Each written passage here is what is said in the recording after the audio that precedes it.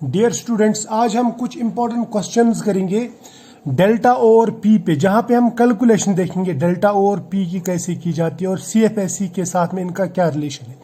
For example मेरे पास में एक क्वेश्चन है, ये पूछ रहा है कि हमारे पास में एक कम्प्लेक्स है COCN होल 6 3 नेगेटिव, यानी ये एक कम्प्लेक्स है हेक्सासाइनो कोबाल्टेट और 3 आयन है। ये इसका आपको कैलकुलेट करना है सीएफएससी कैलकुलेट करना है। आपका जो गिवन वैल्यूज है यहाँ पे वो है डेल्टा ओ गिवन है, पी गिवन है। डेल्टा ओ दिया है इसने 24,000 ने 24,000 पर सेंटीमीटर और पी दिया है इसने 16,000 पर सेंटीमीटर। इसका मतलब ये होता है कि डेल्टा ओ और पी का जो यूनिट है वो सेम है। बात समझ में आ रही है? अब इसको कैसे सॉल्व करेंगे? सबसे पहली बात मैं आपको बताता हूं, जब भी डेल्टा ओ पी से ज्यादा हो तो समझ लेना कि यहां पे स्ट्रॉन्ग फील्ड कम्प्लेक्स है और यहाँ पे पियरिंग जरूर होगी, यहाँ पे पियरिंग होगी।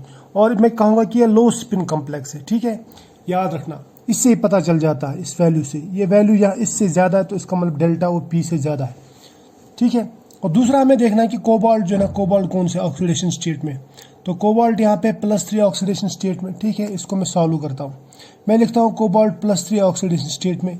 इसका मतलब इसकी इलेक्ट्रॉनिक कन्फिग्रेशन रहेगी 3d6। फील्ड कौन सा है? स्ट्रॉन्ग। इससे भी पता चल जाता है कि स्ट्रॉन्ग फील्ड है, यानी ये लो स्पिन कॉम्प्लेक्स बनेगा, ठीक है। यानी इसका मतलब यहाँ पे पियरिंग जरूर होगी क्योंकि पी डेल्टा ओ से ज़्यादा है, यानी मैं बोलूँगा delta O is greater than P, तो पियरिंग जरूर होगी, ठीक। अब इसके बाद में क्या करेंगे, हम देखेंगे यहाँ पे इसकी इलेक्ट्रॉनिक कन्फिग्रेशन कैसे रहेगी। देखो यहाँ पे 5d ऑर्बिटल्स है 3d6 में, है ना, तो ये 3d में 5 ऑर्बिटल्स है, 5 ऑर्बिटल्स में 6 इलेक्ट्रॉन है, 2 3 4 5 6, ठीक। इसमें ऑलरेडी एक पेयर है। उसके बाद में स्प्लिटिंग होगी इन स्ट्रॉन्ग फील्ड में ये डेल्टा ओ ज़्यादा रहता है एज कम्पेयर टू पी, तो इलेक्ट्रॉन्स पेयर अप हो जाएंगी। तो ये हो गए पेयर अप, 6 इलेक्ट्रॉन्स 3 पेयर्स बनाते हैं, लेकिन एक पेयर ऑलरेडी प्रेजेंट थी तो 2 नए पेयर बन गई। तो इसका मतलब ये हुआ कि MP जो यहाँ पे number of newly formed pairs जो है वो यहाँ पे 2 आएगा। बात समझ में आई? अब इसका अगर आप CFSC कैलकुलेट करेंगे तो वो कैसे करेंगे? हमें मालूम है इसका CFSC कैलकुलेट करते हैं, 0.4 इसका वैल्यू देते हैं, T2G का है ना, -0.4 इंटू करेंगे number of electrons in T2G कितने 6, प्लस करेंगे 0.6 EG के लिए into number of electrons in EG कितने हैं 0, तो 0.6 इंटू 0, ठीक। और डेल्टा ओ ये हो गया, प्लस लिखेंगे यहाँ पे 2 पेयर्स लिखेंगे, ठीक है। उसके बाद में क्या करेंगे, इसको करो यहाँ पे सॉल्व, ये बन जाएगा 6×24 यानी -2.4 डेल्टा ओ, ये तो 0 है, प्लस ये 2 पेयर्स। अब मैंने आपसे कहा था कि इनको ऐड नहीं करना होता है, लेकिन अगर इनके वैल्यूज हैं तो तब ऐड कर सकते हैं। अब इनके वैल्यूज आ गई, जैसे डेल्टा ओ का वैल्यू दिया है 24,000 और पी का वैल्यू दिया है 16,000, हमने ऊपर लिखा था क्वेश्चन में। तो अब आप इनको यहाँ पे ये वैल्यूज पुट कर दो डेल्टा और पी के, तो ये जो वैल्यूज पुट करने के बाद में ये बनेगा -57,600 और ये बनेगा 32,000, ठीक है। अब लेकिन ये माइनस है और ये प्लस है, अब इसको करो सॉल्व, तो यहाँ पे इन दोनों को अब आप ऐड कर सकते हैं वैल्यूज देने के बाद में, पी और डेल्टा को वैल्यूज देने के बाद में हमने इनको ऐड किया, तो हमें जो नेट वैल्यू मिला वो मिला -25,600। तो इसका मतलब ये जो है ये इसका क्रिस्टल फील्ड स्टेबलाइजेशन एनर्जी है पर सेंटीमीटर्स में, ठीक है। इसको आप किलो जूल्स में भी कन्वर्ट कर सकते हैं, वो मैं आगे दिखाऊंगा।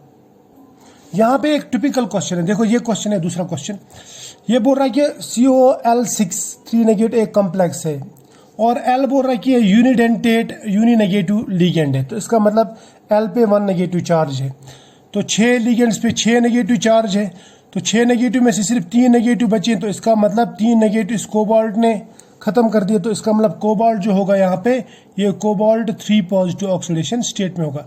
चलो कोबाल्ट का ऑक्सीडेशन स्टेट पता चल गया। दूसरा बोल रहा है कि यहाँ पे ये डेल्टा ओ दिया है इसने 25,000 और पी दिया है इसने 15,000 पर सेंटीमीटर, ठीक है। तो यहाँ ये पता चल जाता है कि delta O is greater than P. तो इसका मतलब ये जो कम्प्लेक्स होगा ये स्ट्रॉन्ग फील्ड कम्प्लेक्स होगा, या मैं बोलूँगा इसको लो spin complex, strong field complex. ठीक है, आपको कैलकुलेट करना है CFSE। तो हमें पता चल गया स्ट्रॉन्ग फील्ड कम्प्लेक्स है कोबाल्ट 3 पॉजिटिव ऑक्सीडेशन स्टेट में। और आपको ये भी बताया मैंने ऑलरेडी कि डेल्टा ओ जब पी से ज़्यादा हो तो लो स्पिन कम्प्लेक्स यानी strong field complex, delta O P से कम होगा तो हाई स्पिन कम्प्लेक्स, ये हमें ऑलरेडी पता है। अब लेंगे हम कोबाल्ट 3 पॉजिटिव, हमने देखा ऊपर कैसे आता है 3 पॉजिटिव। तो हम लेंगे कोबाल्ट 3 पॉजिटिव, ये बनाएगा 3d6। ठीक है, इसकी इलेक्ट्रॉनिक कन्फिग्रेशन होगी। इसका मतलब यहाँ पे स्ट्रॉन्ग फील्ड में इसकी जो इलेक्ट्रॉनिक कन्फिग्रेशन आएगी वो लो स्पिन आएगी, क्योंकि स्ट्रॉन्ग फील्ड है ना। तो ये 6 के 6 इलेक्ट्रॉन जाएंगे T2G में और Eg खाली रहेगा, तो T2G 6 और Eg 0 हो जाएगा, Eg ये T2G। ठीक, अब ये 6 इलेक्ट्रॉन्स हैं, हमने पीछे भी देखा कि 6 इलेक्ट्रॉन जब रहते उसमें ऑलरेडी एक पेयर बनी रहती। अब नए पेयर कितने बन गए? 2, तो मैं बोलूँगा 2 पेयर्स बन गए। ठीक है, तो अब इसका CFSE अगर आप निकालेंगे तो सिंपली क्या करना है, यहाँ पे T2G में इलेक्ट्रॉन कितने हैं? 6, यहाँ तो कुछ नहीं, तो इसका छोड़ दो फिलहाल। T2G में 6 electron, 6 into -0.4 delta O plus ये 2 पेयर्स। ठीक है, तो बन गए।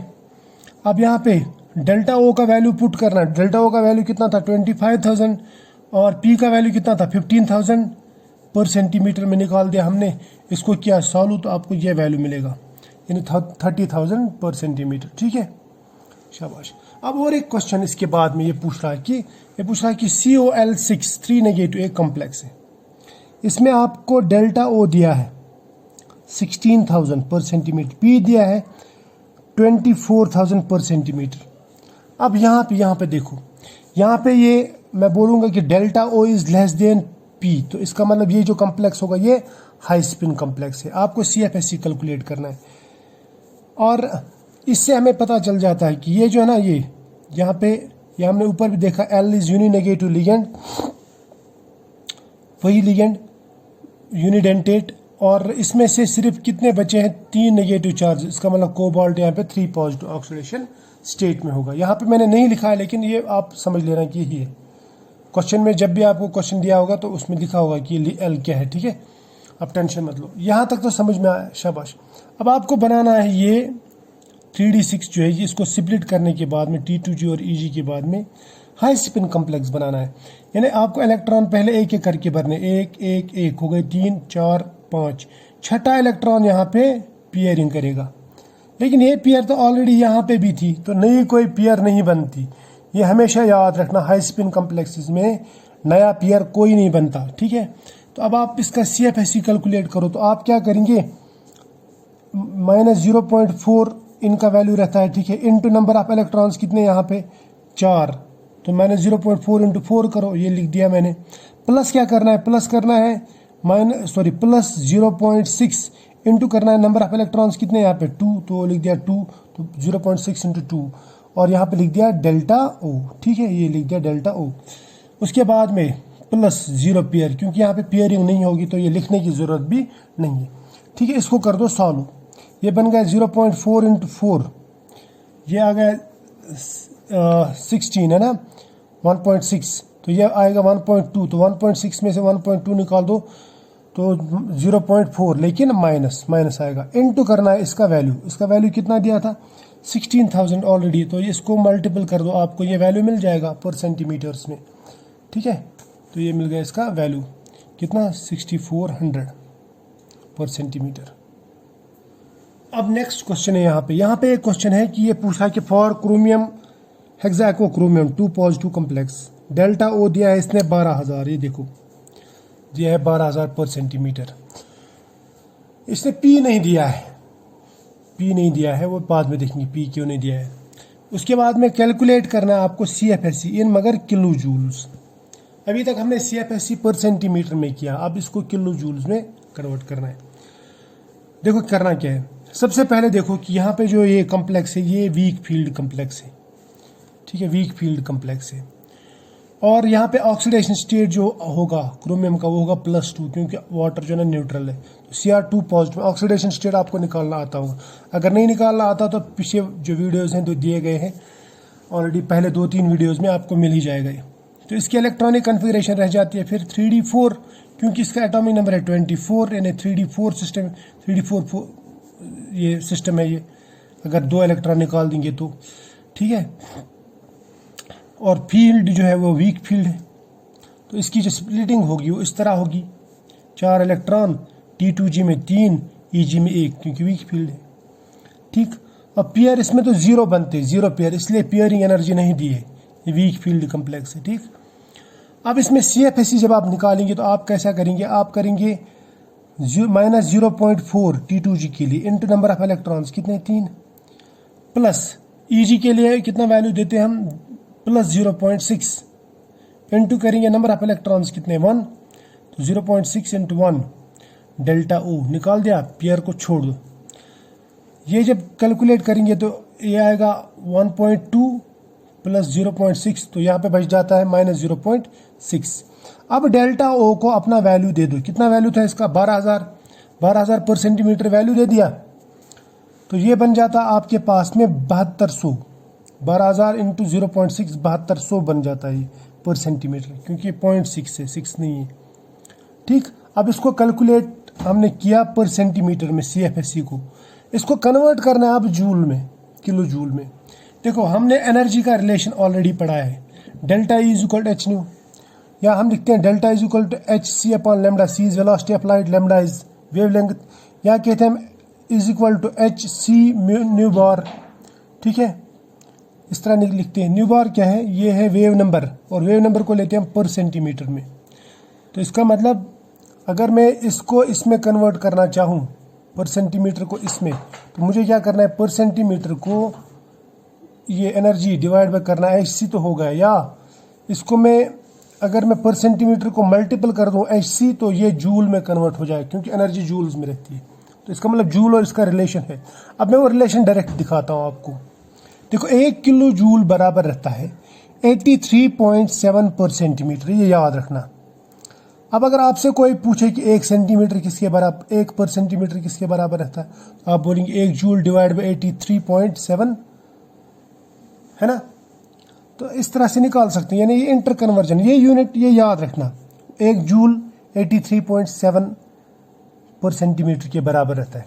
और हमारे पास कितने सेंटीमीटर, ये इतने सेंटीमीटर, 7200 पर सेंटीमीटर, मगर माइनस, इसको कन्वर्ट करना। अब देखो इसके लिए मैं इक्वेशन बताता हूँ। अगर हमारे पास में 83.7 पर सेंटीमीटर 1 जूल है, तो बताओ 7200 पर सेंटीमीटर कितने जूल हुए।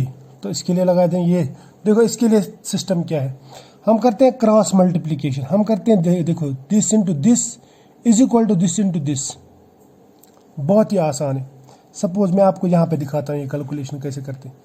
मैं लिखूंगा सपोज दिस इंटू करूँगा 83.7 इज इक्वल टू 1 इंटू 7200, ठीक है, लिख दिया मैंने। इसके बाद में अगर मैं ये पूछूं ये किसके बराबर आएगा, तो ये आएगा 7200 इंटू 1, यानी 7200 है ना, ये 1 मल्टी डिवाइड बाय आएगा, ये इधर ले जाए, ये डिवाइड में हो जाएगा 83.7। तो बहुत ही आसान है, वही मैंने यहाँ पे किया। तो इसका मतलब अगर मुझे ये दिया है ऑलरेडी, ठीक है, तो निकालना है ये कितने जूल्स है, तो ये कितने जूल्स है 7200 डिवाइड बाई 83.7, तो CFSE आएगा 7200 डिवाइड बाई 83.7, तो ये आएगा ऑलमोस्ट 86 किलो जूल्स। क्लियर। तो ये थी कहानी इसकी। तो हम मिलेंगे नेक्स्ट लेक्चर में, वहाँ पे हम टेट्राहेड्रल सिस्टम डिस्कस करते हैं। तो यह आपको शायद समझ में आया होगा कि आप कैसे CFSE जूल्स में या किलो जूल्स में या पर सेंटीमीटर में निकाल सकते हैं। क्लियर।